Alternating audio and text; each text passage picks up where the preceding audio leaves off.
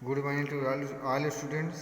आइए दीपिका व्याकरण का क्लास 8 का लेसन 5 समास, उपसर्ग और प्रत्यय को पढ़ते हैं। Compound, prefix and suffix. समास कंपाउंड, उपसर्ग प्रीफिक्स और प्रत्यय सफिक्स।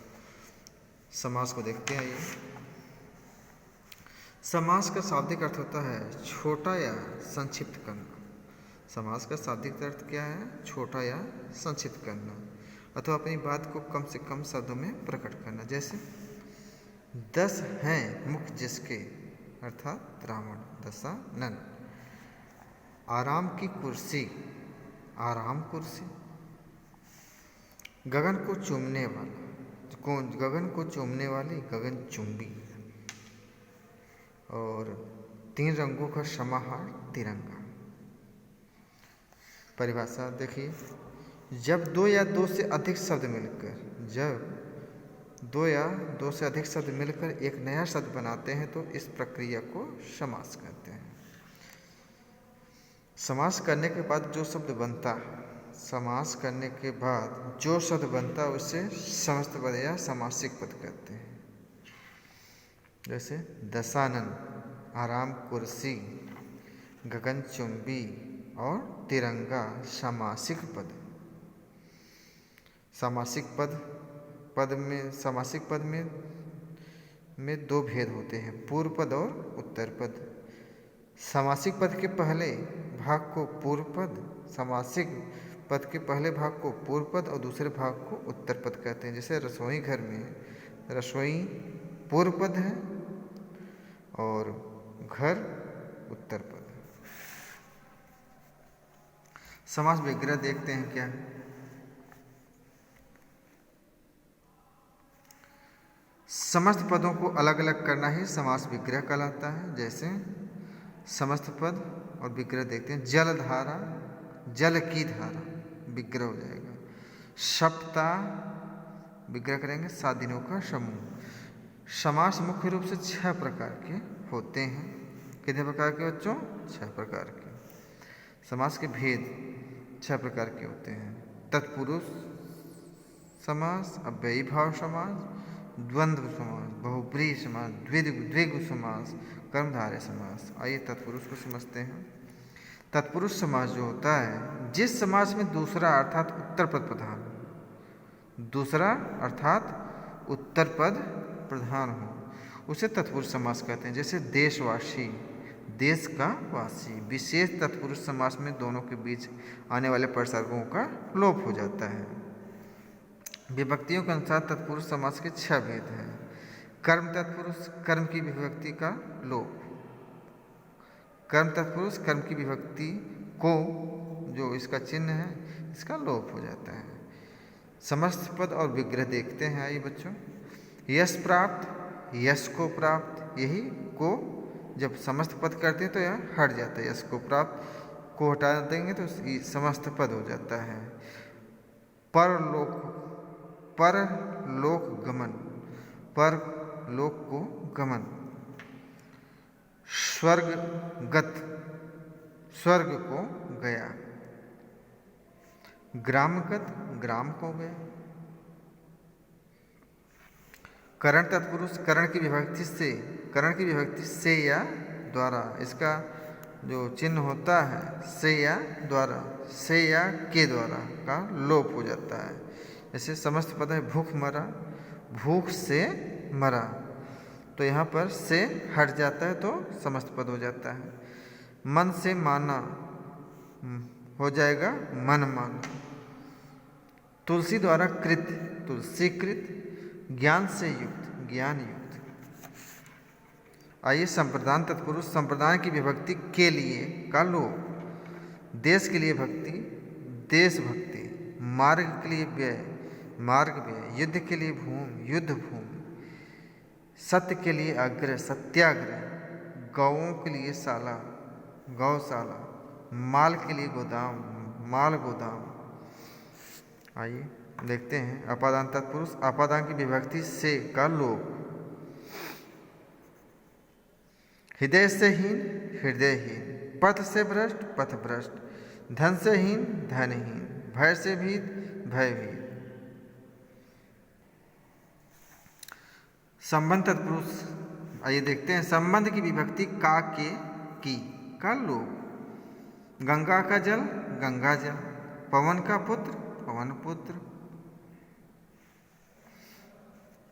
अमृत की धारा अमृत धारा, भारत का रत्न भारत रत्न। अधिकरण तत्पुरुष, अधिकरण की विभक्ति में पर का लोक। आइए देखते हैं। लोक में प्रिय लोकप्रिय, सिर में दर्द सिर दर्द, गृह में प्रवेश गृह प्रवेश, आत्मा पर विश्वास आत्मविश्वास। आइए अव्ययीभाव समास को देखते हैं। जिस समस्त पद का पूर्व पद अव्यय हो, जिस समस्त पद का पूर्व पद अव्यय हो, जिसके कारण पूरा समस्त पद अव्यय बन जाए, वह अव्ययी भाव समास कहलाता है। आइए देखते हैं। जैसे प्रतिक्षण, इसका विग्रह करेंगे तो प्रत्येक क्षण, भर पेट, इसका विग्रह करेंगे तो पेट भर कर, यथाक्रम क्रम के अनुसार, यथाशक्त शक्ति के अनुसार, निडर बिना डर के, अनजाने जाने बिना। आइए द्वंद्व समास देखते हैं। जिस समस्त पद के दोनों पद समान हो, जिस समस्त पद के दोनों पद समान हो, वह द्वंद्व समास कहलाता है।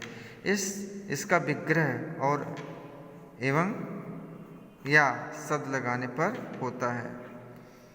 नर नारी का विग्रह हो जाएगा तो नर और नारी, लाभ हानि का लाभ और हानि,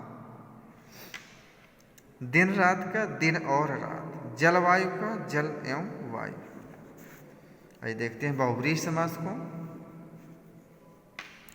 जिस समस्त पद का कोई भी पद प्रधान न हो, वरन समस्त पद की किसी अन्य अर्थ का ही समस्त पद किसी अन्य अर्थ का ही बोध कराए, वह बहुब्रीहि समास कहलाता है। आइए देखते हैं।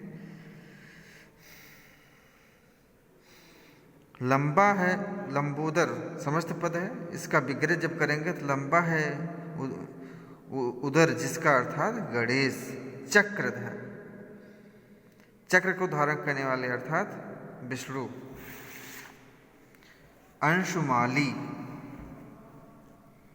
अंशुमाली, अंशु किरणें ही माला है जिसकी अर्थात सूर्य। महावीर महान वीर हैं जो अर्थात हनुमान। नीलकंठ नीला है कंठ जिसका अर्थात शिव। आइए द्विग समास देखते हैं। जिस समस्त पद का पूर्व पद संख्यावाची, पूर्व पद संख्यावाची विशेषण और किसी समूह का बोध कराता है, उसे द्विग समास कहते हैं। जैसे चतुर्भुज चार भुजाओं का समाहार, चतुर्भुज चार भुजाओं का समाहार। नवरात्र नवरात्रियों का समूह। नवग्रह नौ ग्रहों का समाहार। दोपहर दोपहरों का समाहार। और ये तिरंगा तीन रंगों का समूह। पंचतंत्र पांच तंत्रों का समाहार। त्रिलोक तीन लोकों का समूह। सप्तद्वीप सात द्वीपों का समूह। आइए कर्मधारय समास देखते हैं बच्चों। जिस समस्त पद का पूर्व पद विशेषण तथा उत्तर पद विशेष्य हो, उनमें उपमान उपमेय का संबंध हो, उसे कर्मधारय समास कहते हैं। पहला पद विशेषण तथा दूसरा विशेष देखते हैं। आइए। नील गाय में नीली है जो गाय। परमानंद परम है जो आनंद। बहुब्रीहि तथा कर्मधारय समास में अंतर देख लेते हैं।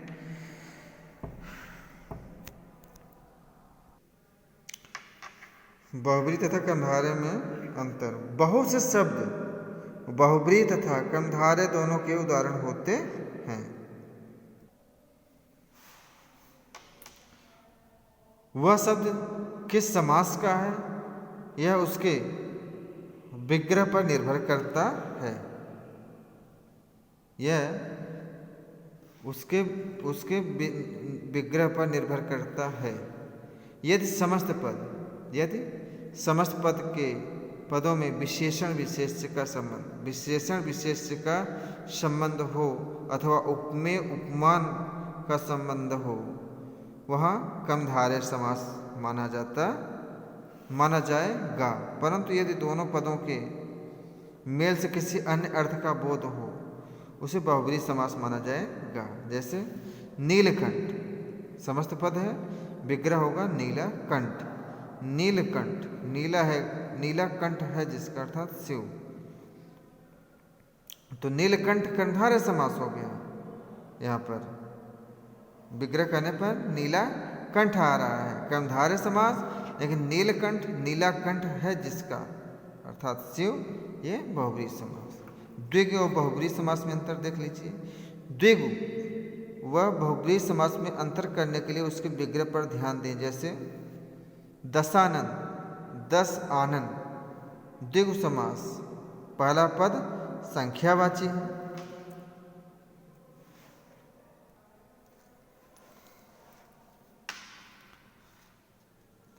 आइए देखते हैं आगे।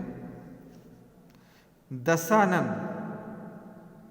दस आनन हैं जिसके अर्थात रावण, यह बहुब्रीहि समास है। त्रिनेत्र, तीन नेत्रों का समूह, द्विगु।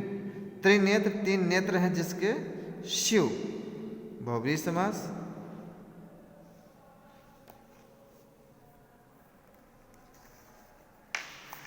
आइए कुछ महत्वपूर्ण तथ्य देखते हैं बच्चों। जब दो या दो से अधिक शब्द मिलकर एक सार्थक शब्द बनाते हैं तो इस प्रक्रिया को समास कहते हैं। समास करने के बाद जो शब्द बनता है उसे समस्त पद या समासिक पद कहते हैं।